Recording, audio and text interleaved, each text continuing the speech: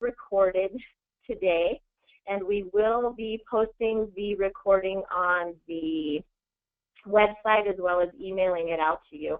If during the webinar you have questions, please note there in the chat box where we sent our first welcome message that you can put your questions there. That is something everyone will see, so feel free to do that. Or if you want it just to go to the presenters, then you can use your questions tab there as well.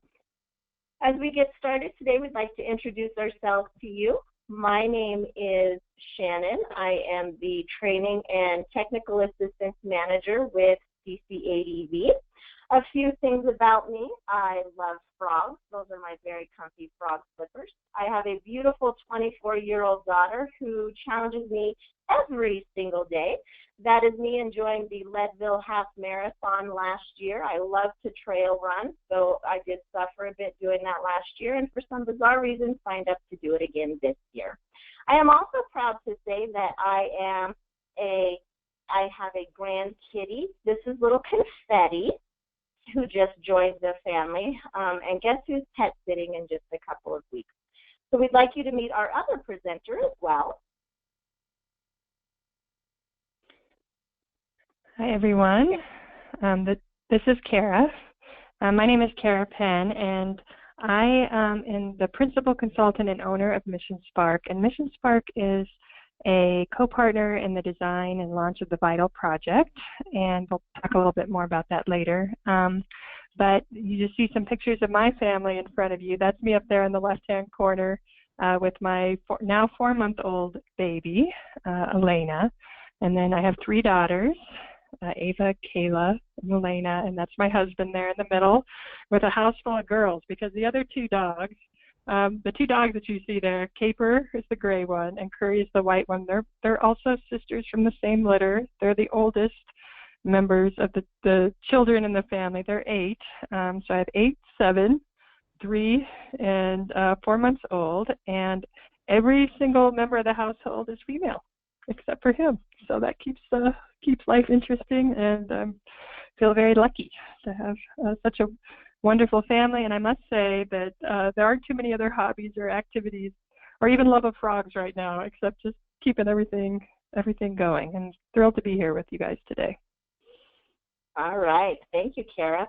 So in our time together today, we just want to talk about a couple of things.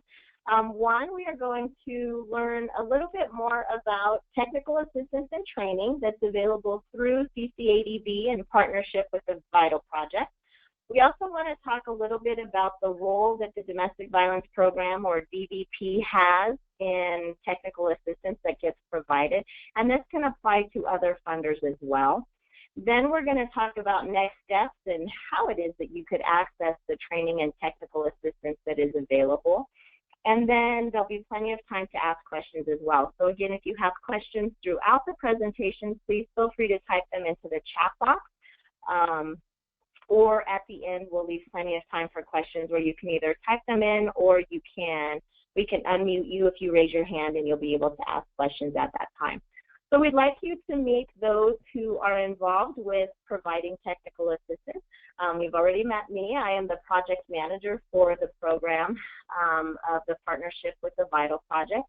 Pat Tesmer is our program manager, program director of programs with CCADV.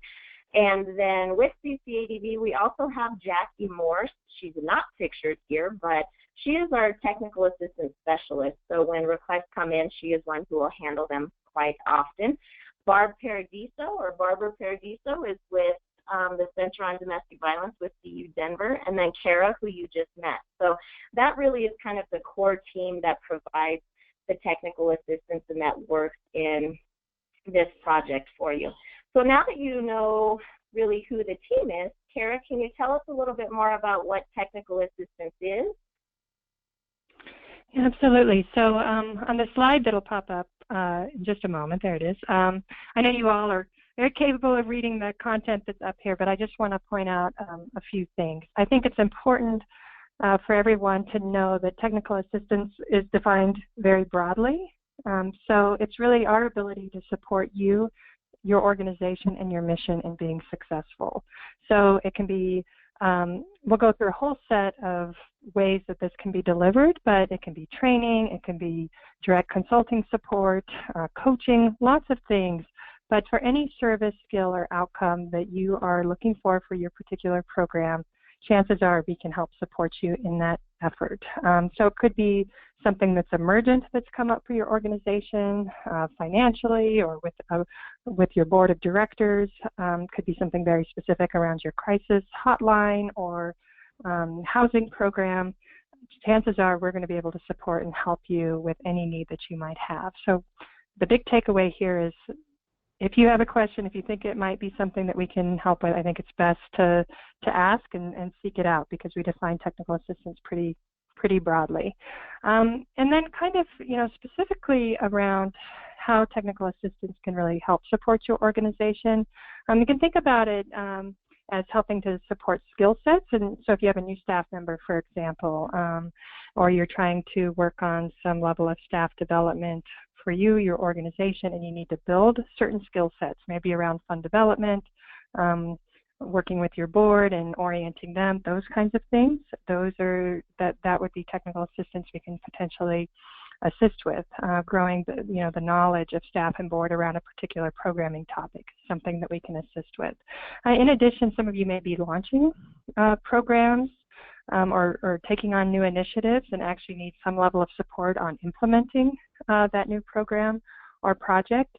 There are things that we can potentially help with that, helping to design evaluation efforts around that, troubleshooting things that come up as you're beginning a new program, as you're thinking about human resources for a project, ways that we might be able to support those efforts. So think about that. We do a lot of work around planning for organizations, strategic planning or shorter-term operational planning, and running projects. And then again, there's just emergent needs that come up, and you shouldn't hesitate to reach out to us to help troubleshoot anything that might be on your plates. That said, all of the technical assistance that we provide is free of charge, and so just keep that in mind as well, that this is a really supportive resource to you all, and that it's not expensive the way that sometimes technical assistance can be expensive, and I know Shannon will probably cover a little bit more about that. I'm going to talk a little bit about what the goal is, why this programming exists. So why does the Domestic Violence Program and other funders support technical assistance programs like this for direct service domestic violence organizations? And really it's because you all are so passionate and driven and have so much work to do, just keeping your organizations afloat and delivering on your mission and serving survivors, that sometimes just having some additional support when you have a small staff to really help kind of push initiatives forward, to get policies and procedures in place, all those things that all of us know are important for organizations to have in place, but don't always have the time for that. I think funders really invest in us doing that technical assistance work and supporting you so that you can really have best practices in place and everything that you need, ultimately contributing to the safety and well-being of survivors of domestic violence. So it's really building the strongest organizations and leaders and staff that we possibly can, so that we can ultimately all better meet our missions as organizations. So just keep that in mind, that we're mission driven too in that regard. All right. Go ahead, Shannon. And based on that, we just want to show you this little graphic, and this just kind of shows how again, technical assistance is there to support you in the variety of different ways that you can receive technical assistance. We're going to go into that a little bit more in depth as we proceed, but one of the things that we really want to point out here is the fact that through that CCADV and Vital work together in partnership, we recognize that both have kind of strength areas that they might provide information. However, due to the experience of all involved on this team, if you're already working with Vital, say on some of those management operation things that are on the right of your screen, and then you have a few programming questions, Vital would be able to answer those questions as well, just like if you were working with CCADV on more programming and some of those things there, and you had some other questions. If it's going to be, and those are brief questions, if it's going to be something that's more involved, where you kind of go down to that small circle down on the bottom where it's providing in-depth, customized technical assistance, we really want to make sure that you're working with the program that can provide that information for you to the best of their ability. So this just kind of illustrates for you how it is that we work together. We also want to make sure you know that regardless of who you're receiving the information from, all of the technical assistance that's provided is grounded in fundamentals of feminist-based, survivor-defined advocacy. That will always be of utmost importance in everything that we do, and that'll be woven throughout any of the technical assistance and training that you receive. We do have some guiding principles, though, that we'd like to go with. Kara, would you like to share those? So ultimately, it's really important for you all to feel comfortable in trusting your technical assistance provider, so a consultant that you might be working with. And so we want you to understand and know how seriously we take our relationship with you. And as part of that, it's really important that we maintain confidentiality of the information that you share. So if you're kind of opening up the hood to your car to a consultant to take a look at things, you need to be able to trust that that's not information that will go to other providers, that will go back to funders, that all that information is shared, with us confidentially, that we work in close collaboration with you. This is not a scenario where, one of us comes in a very top-down fashion and tells you how to do things. Now, hopefully our work is, in fact, informed by best practice and experience, but not something where we have all the answers and know all the answers. So it's true collaboration to really listen and hear what you need, learn from you, and kind of really identify the places where we can be of greatest service. It's also important knowing how busy everybody is, that we're communicating frequently and responsive to your needs, that if you are, put out a request, you're not waiting weeks and months to hear back from us as part of that.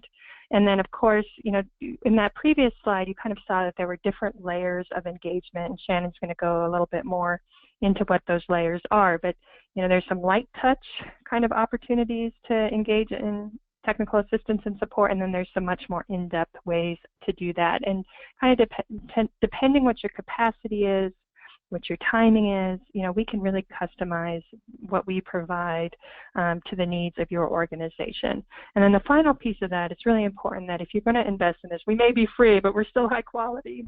That's the most important part, that you feel like you can trust us, that the work that we'll do with you and for you is really furthering your mission, that you can trust that it will be high quality and really support moving your organization forward. All right. Then going back to, which Kara just touched on this a little bit, again, the role that DVP plays in this, or even other funders. So DVP does provide funding.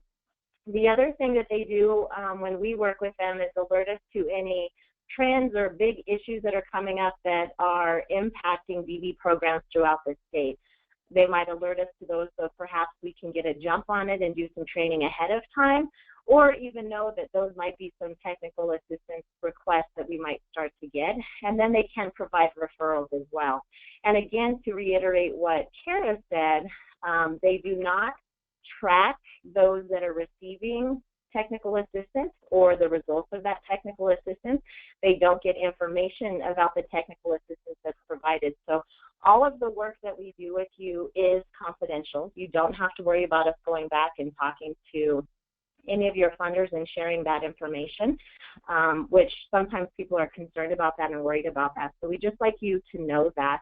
And of course, there can always be an exception to that, and that is if you, for some reason, authorize that or wanted to have conversation going back and forth, and certainly that's information that can be shared. But otherwise, all of the work that's done, as Kara said, is quality and is confidential.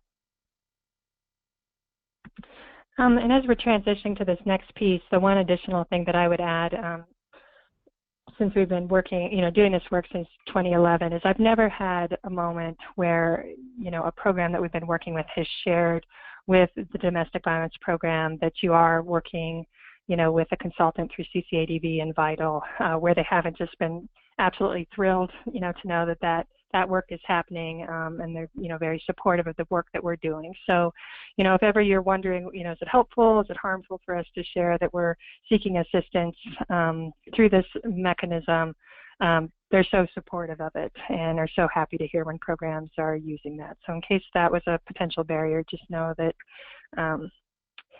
there's just a lot of support, and every organization has something, that can, where technical assistance can really be supportive for that. So building on that, there's a variety of ways that technical assistance is provided through this program and through the consultants that are available. So knowing that we have programs all over the state and that people have varying levels of time and availability to put towards through technical assistance, we can provide coaching and support over the phone. We can answer questions over email. We can do much deeper dives into custom consulting, over a period of months, provide custom trainings. Also, some coaching. So this has been a more and more successful avenue that we've used over the years, where we work directly with executive directors or directors of development or whatever that position might be around a particular goal or effort. For example, let's say there's conflict on a board of directors. Sometimes we can just work directly through phone coaching or in-person coaching to really troubleshoot that and provide resources and think about ways to solve that problem. And it can just be, a good thought partner to work with somebody along those lines. We can facilitate staff and board retreats. We have a series of webinars and kind of lower lift toolkits to help guide you through certain processes. There's a kind of a very detailed technical assistance resource guide about all the different places where you can get different types of technical assistance beyond what CCADV and Vital can provide, though there's lots that we can do. So just know that we've thought about other places that you can go as well, and member outreach visits to visit your program in person as part of being a member of CCADV. So lots of different things that we can do. And so Kara's already mentioned some of these, but here's just like a few of the sample topics that we can provide training on. So from a programming standpoint, then trauma-informed care, being able to work with systems. We know the importance of confidentiality and privilege in our work, which surrounds the statute training that's required, so we can do training on that. In management, Kara talked a little bit about working with the board. There's fund development, human resources. So this is just a sampling of the things that we can talk about. And again, I'll echo what she said earlier, that if you have a question about anything, please feel free to give us a call. Go online. We're going to show you in a little bit how it is that you fill out the forms to request technical assistance. Just do that and contact us, reach out, let us know, and we'll be happy to provide you help in any way that we can. The thing, too, that we've already talked just a little bit about, when you think back to that graphic that had like all the circles on it, and Kara talking about the technical assistance being provided in a variety of ways. Basically, we break it down into 3 different levels when you're requesting assistance. So level 1, and this says 1 to 2 weeks, but honestly, this could be a day or just a couple of hours. If you just have a quick question, need some help with something, we already have the information. Kara kind of touched on a lot of the materials that we already have. Then usually this is a brief phone call or even an email that can occur, and we can get that handled right away. If it's something that's a little bit more in-depth, but it's still basically like one-on-one, just working with yourself or another staff member that's there, then our level 2 would include everything that's in level 1, but this might be where we're going to have to work together just a little bit longer. Not have to, get to work together a little bit longer. So this might be a couple of months where maybe we're doing some additional research, we're working with you on some materials development, and it's just slightly more involved. Then our level 3 includes both levels 1 and 2. This now will also involve typically more than one employee. So it might be working with maybe the executive director and like the shelter manager, or perhaps it's working with your board, or maybe there's something that's going on internally and you want us to come and do some coaching or some training with your entire staff. So this one is a little bit more involved. It's something that maybe due to planning or what it is that's going on could take a couple of months. And as you can see, all the different ways that can be provided for you there. So that gives you an idea of the different levels, and obviously keeping in mind that for the entire state, we are a relatively small team. So this is where, as Kara mentioned, kind of planning ahead and thinking about some trainings that you might want to have could come into play so that we can make sure you're connected and we're able to meet those needs. But also this is where knowing when you have something that needs to get handled right away, we're going to do our best in reaching out to the team to make sure we can do that for you. So how do you go about requesting technical assistance?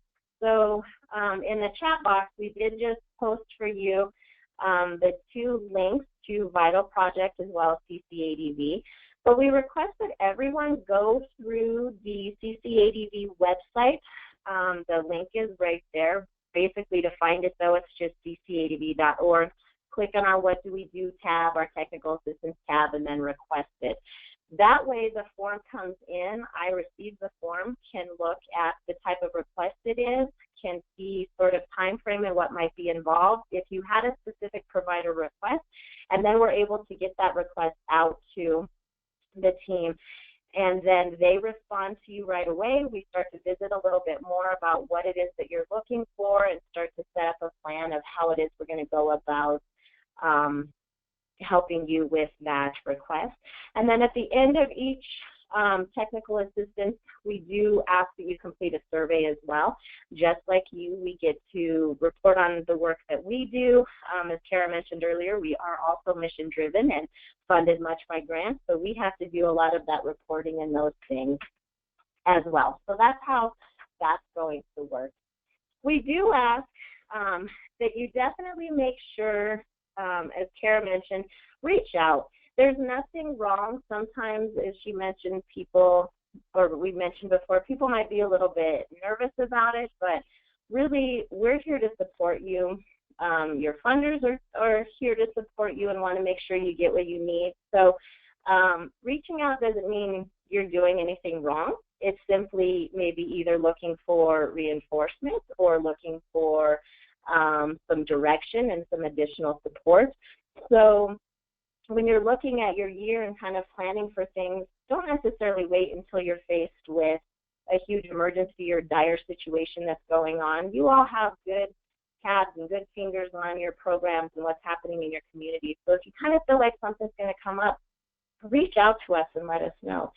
At this, we also say, too, that if you know your request is going to be something that's going to take a little bit longer, so let's say right now you're kind of looking at your year and knowing you want to work on something maybe through the summer, then go online and go ahead and fill that form out now so that then we can connect you with your technical assistance provider and you guys can start to have it in the plan.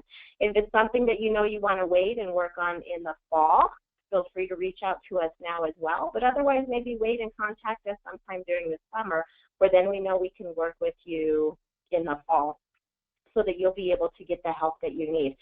At the same time, we do recognize there's times when things come up unexpectedly or there's an emergency, you just have a question, you really just need someone else to be able to talk to, then by all means feel free to reach out to us at that time as well. Kara's going to share with us also some of the technical assistance that's already out there and that's been provided in the past.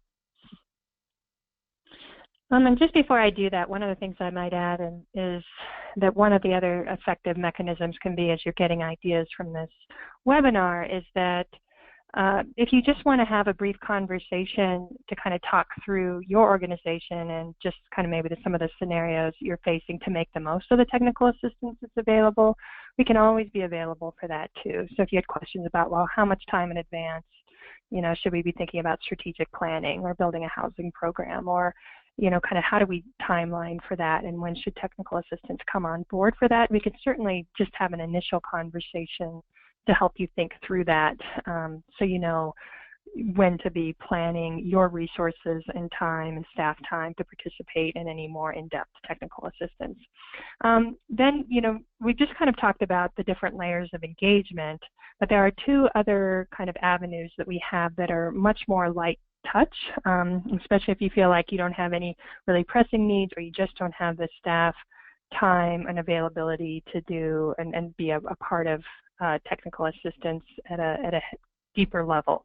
So one of that is kind of webinars. So there's usually 3 to 4 webinars offered each year, sometimes more, and what you have up on your screen are some of the topics that are available and that are archived. So if you ever want to go back and think about, performance reviews or human resources, all of these webinars may pull in, best practices for management and operations, but they're all tailored to domestic violence organizations and the unique challenges that domestic violence organizations face.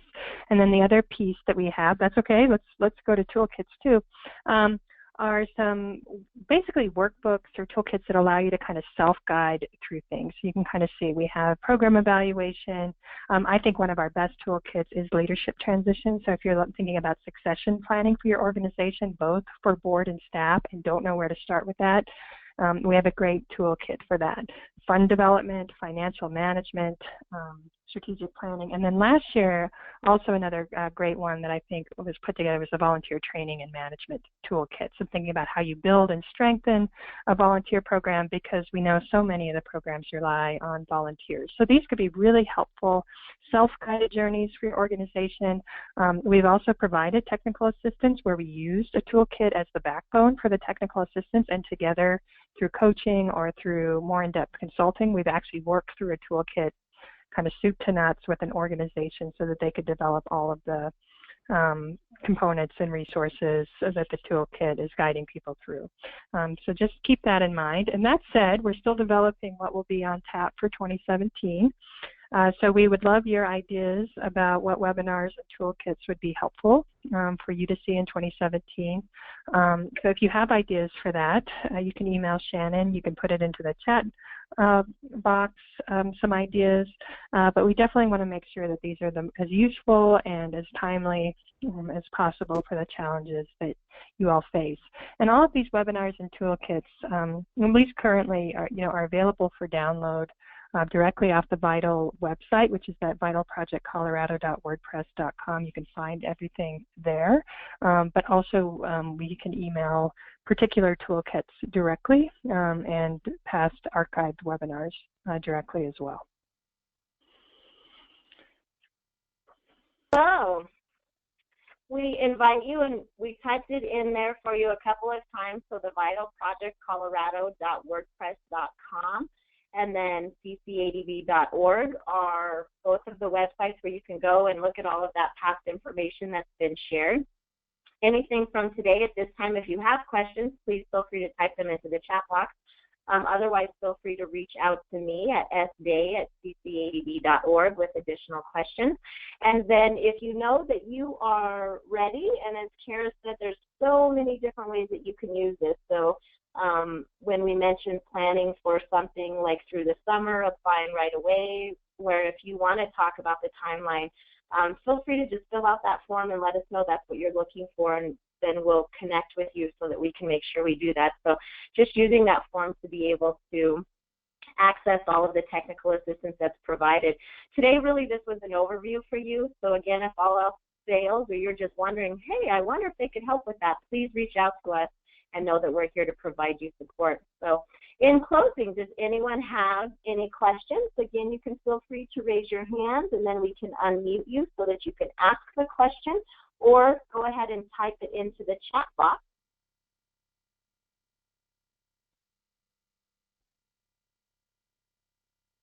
And it looks like we have no questions at this time. So I guess that means Kara and I both did a great job.